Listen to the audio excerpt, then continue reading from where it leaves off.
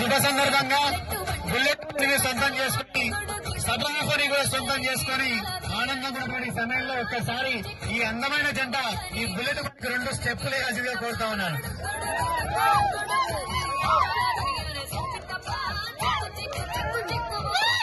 Super sir బాగా చేస్తుంది dance, madam కూడా బాగా చేస్తుంది. Super super excellent. Thank you sir.